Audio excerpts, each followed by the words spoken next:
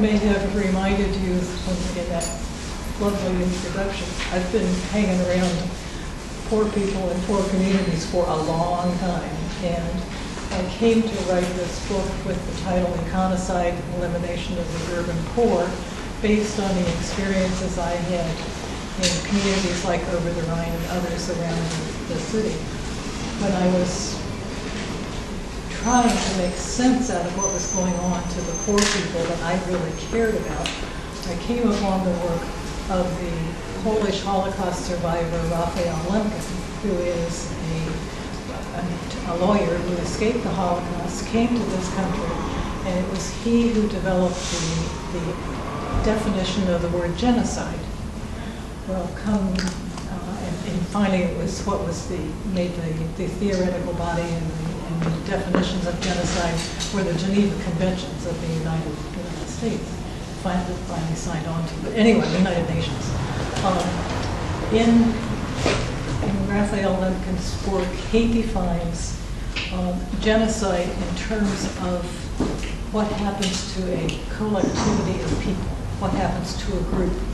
In his world, in the Holocaust, it was things like the Gypsies, the mentally deficient, the Jews, other ethnic groups, people who were individuals but members of what he called a collectivity.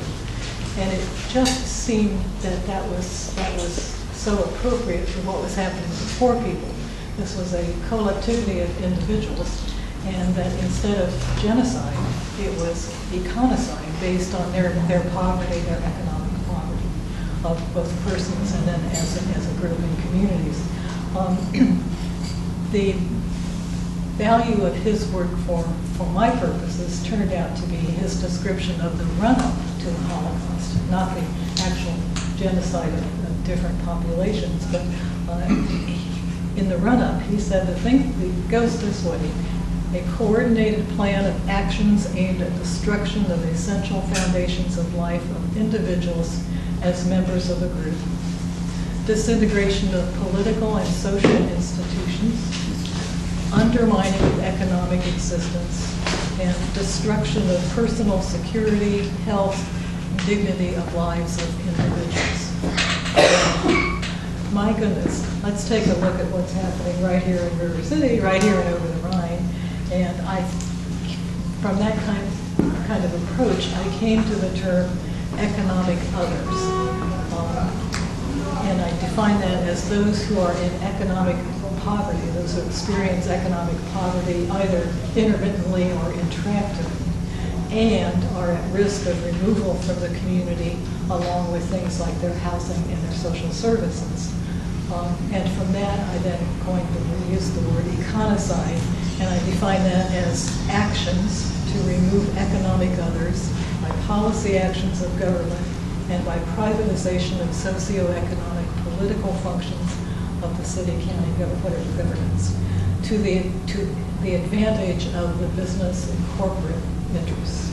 And along with that, in the process, those actions close decision-making to the democratic process, to the larger community, and there's no provision for grievance. There's no recourse. There's no way to object to those decisions.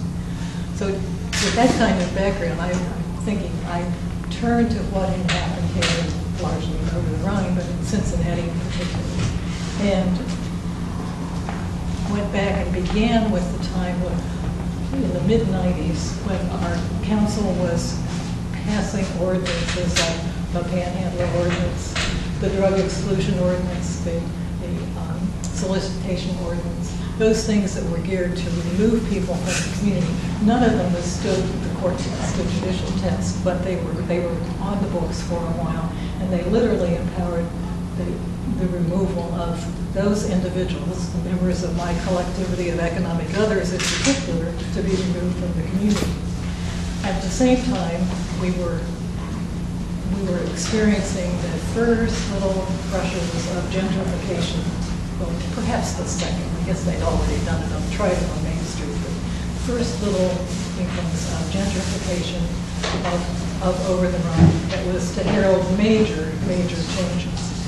And it, in my mind, needed to have documentation of it, so I wrote the book. Let me give you some examples. It began with an orchestrated and contrived narrative about Over-the-Rhine.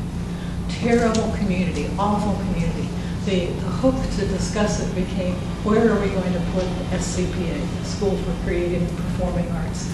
And we can't put it next to Music Hall because all those terrible people are down there. And you know, you would have thought it was the drug capital of the Western Hemisphere, the way that narrative went. And these people who were all from the drop-in center, of course, were hanging out in the park, and we couldn't have school children next to them, and it went almost hysterical rhetoric like that.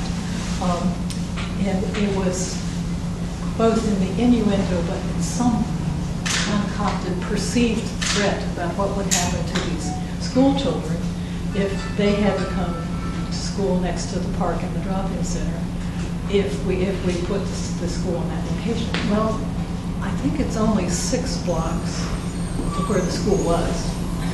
Maybe the streets only 5. So what was the argument? Well, obviously, it was like hysteria going, so we could portray this as a community that absolutely needed to be redone, reconstructed, and get rid of those horrible people. Translate, get rid of the drop-in center. At the same time, our city council, to facilitate this, turned over all of the decision-making about development to private interests. And they did it first. You'll remember the budget, city budget of 2002. The planning department was zeroed out. And then from there, the decisions on zoning, housing, social services, location of institutions were turned into private hands of what became 3CDC. Private nonprofit development corporation, self-selected board of that corporation. It wasn't like different entities could appoint people to that board. It was a self-selected board. I think it has the highest number of Fortune 500 CEOs of any board in the country, but maybe that's not. Anyway, those decisions were turned over to 3CDC, and in many instances, there was literally no recourse. We had no say in what was going to happen in the park. Although there were some community meetings, but those ideas were just completely ignored. There's some of that in the book. And simultaneous with that going on, the bankruptcy of Mr. Denhart, Tom Denhart, who owned, I believe it was a little more than 1,000 units of affordable housing throughout this nearby community. He was forced into bankruptcy by a change in the HUD accounting regulations, the mark-to-market phenomenon. I can't explain it to you because it makes no sense to me, but that is what happened. And Mr. Denhart could no longer operate that without a loss. And so he was forced into bankruptcy. Those buildings were vacated. Some of the tenants did get assistance with moving to other on-the-market units, but not all of them. And those buildings were boarded up, all of which added to the hysteria about how terrible this community was. In the end, Mr. Denhart's properties were purchased by 3CDC at the bankruptcy court in a bankruptcy sale for what was literally pennies on the dollar. And then that became the housing stock the building stock that they used for much of their development. The irony is that 30 years earlier, when Restock, our nonprofit development corporation, started purchasing old buildings and agonizingly, painfully, slowly began to rehab them, they were accused of stockpiling. Remember that history? Warehousing. Well, 3CDC did the very same thing, and nobody ever said that. It was called land banking. Anyway, and then, of course, the restoration of those, renovation of those buildings largely uses public funds, either directly or with tax credits and other business configurations that corporations can actually make money on it. So Then the next step came the privatization of all of the decision-making